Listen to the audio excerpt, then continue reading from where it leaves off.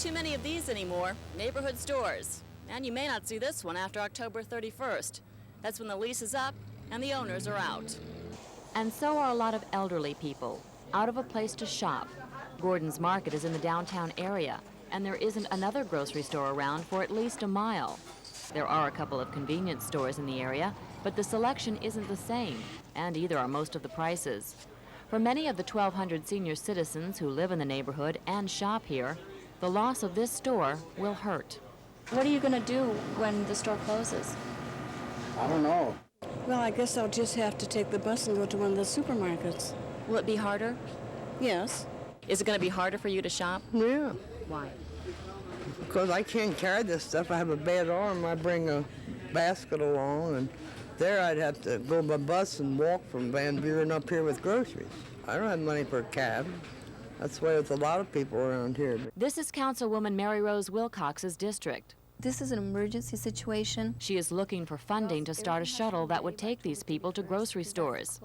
It would run 3 days a week. The Salvation Army already has something similar, but Wilcox says it isn't enough.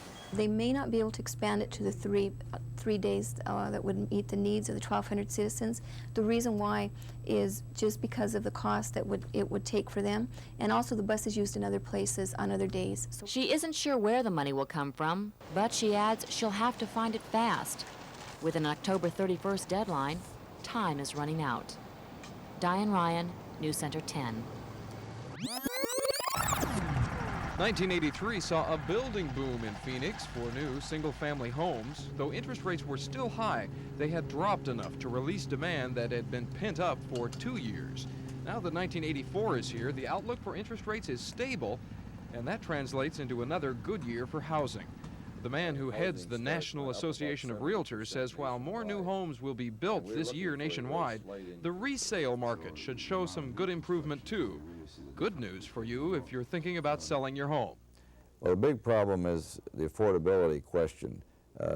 Your new home prices have tended to increase slightly in excess of inflation due to the rising costs of materials, rising costs of building sites, and more importantly, the higher interest rates.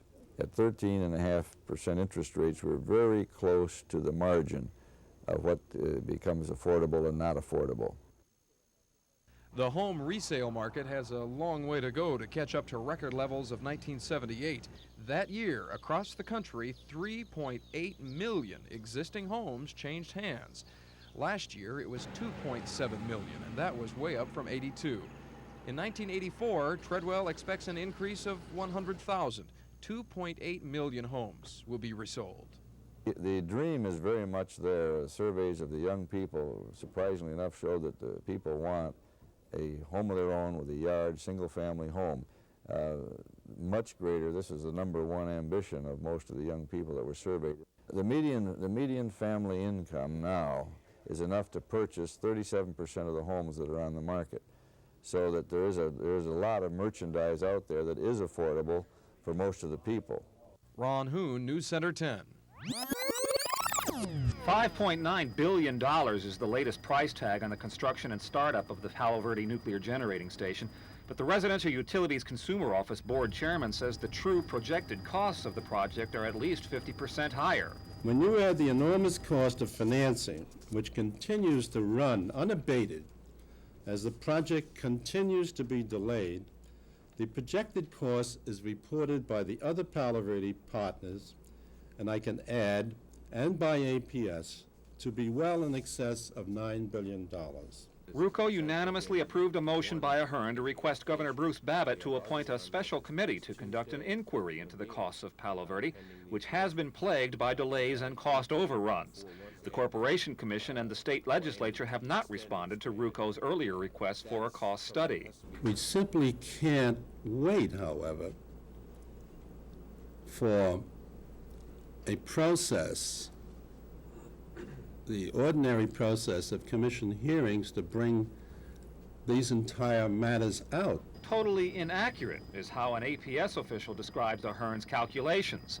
The ultimate cost of the plant will be much less than $9 billion, according to Henry Sargent, because while APS's share of the cost will be in the neighborhood of $2.7 billion, other participants in the project are financing their shares differently and will pay less. For instance, Salt River Project is not capitalizing their interest costs. Their current Salt River Project customers are paying the interest costs as they go, so that does not go into the cost of the plant.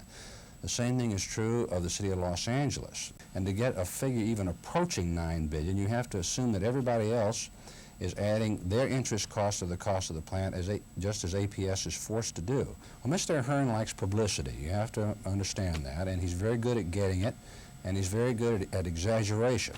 Nevertheless, Ruocco wants the governor to live up to a recent statement to begin public discussion on making the best of a very bad situation. Mike Era, News Center 10. 5 o'clock on 7th Street isn't much fun these days. Thousands of motorists who would normally get on the Maricopa Freeway at 7th Avenue have been getting on here for the past few months, or driving even further east toward the airport to get on the freeway. The 7th Avenue on-ramp has been closed as part of a project to improve the Maricopa, installing a new concrete median. ADOT records show that the project between 7th Avenue and 7th Street began in late March, but conflicting records say that this ramp wasn't closed till May 20th. Yet those who drive this route will tell you they're certain they know when the sign went up closing the ramp. And it wasn't in May, it was in March. March 28th, to be exact. It's a pain in the you-know-what. The man who is the new state engineer at the Department of Transportation moved to the valley just 3 weeks ago, so he has to rely on the apparently faulty records. If motorists or other records can convince him that the project is not just 3 days late, but is 7 weeks late, then he says other steps would have to be taken, including the possibility of fines. A matter of a few days would not be a matter of great concern. A few weeks is a matter of concern. If it were to turn out to be 8 to 9 weeks, then it's very safe to say and very positive to say that we'll be doing some real hard looking as to why and post-morteming that particular job to determine what occurred, why our estimate was that bad. That's inexcusable. Despite the controversy about when the on-ramp was closed, ADOT says the bottom line is this: motorists will have to live with detours for another month. Ron Hoon, News Center 10. Bert Pacello is fed up with Mountain Bell. He owns a convenience store and gas station on South 7th Avenue, but the phone company owns the 2 pay phones in the front of his shop. For a while, that was okay. Mountain Bell collected all the quarters, about $200 worth every month, and paid Bert $20 for the space. But Bert's payment got smaller and smaller. Now he pockets $4 a month. If he owned his own payphones, he says he'd pocket all the change. To own your own phone would probably be very profitable. There's a lot of people that use it. I have a lot of people here that use it because they don't have phones in the area, plus all the customers that come through that may be traveling or whatever. And I would say it'd be very profitable, probably. Here's what one of those own-your-own phones looks like. Not much different from Ma Bell's edition. The RAND company of Phoenix is ready to make thousands more of these phones just as soon as the Corporation Commission says it's okay. The RAND company will also pocket a lot of change. We are manufacturers of coin-operated vending equipment now. We sell some large chains, Utotem, Circle K's, 7-Elevens, Mobiles, Exxons. We would have a very good chance of going in and putting our phones in the stores that we have been servicing for years. Mountain Bell does not like the idea. It stands to lose millions of dollars in the deal. So it may try to make up that money by raising rates somewhere else.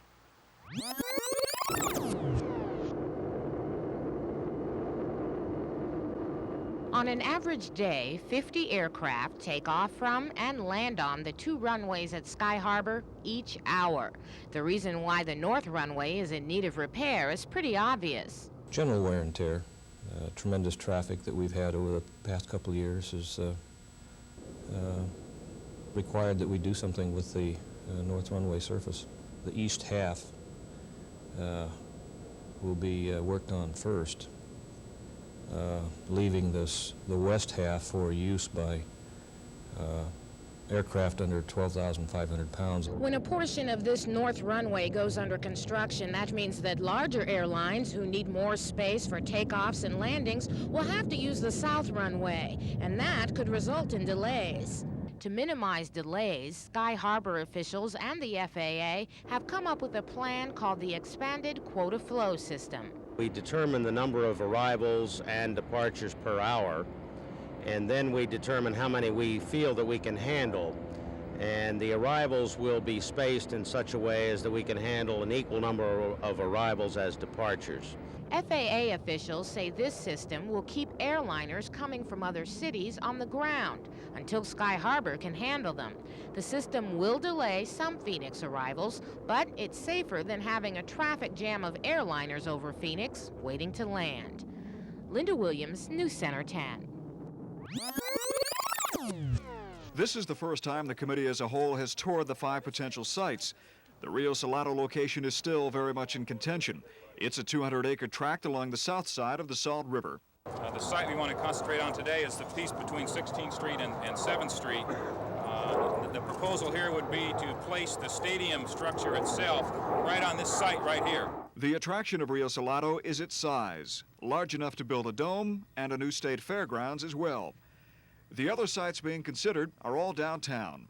The Phoenix Union High School property just east of 7th Street has been in the running since the talk of a dome began. And the committee looked at 3 new sites today that were not included in a consultant's report issued last year. This property on the east side of 7th Street in Lincoln, and another parcel just across the street.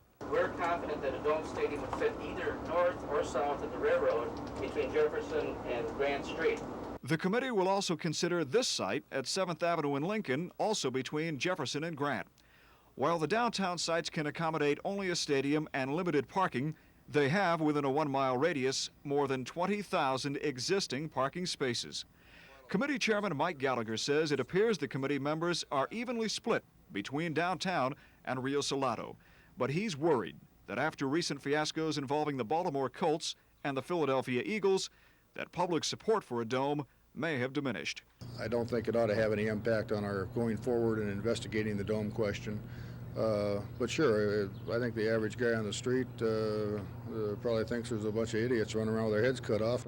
I'm very optimistic that we will see one, but I think there's doubt until it's done. The private sector is going to do it. What are we wasting our time buying the land for in the first place? City of Phoenix is not in the real estate business. A private individual wanted to buy that land, let him buy it.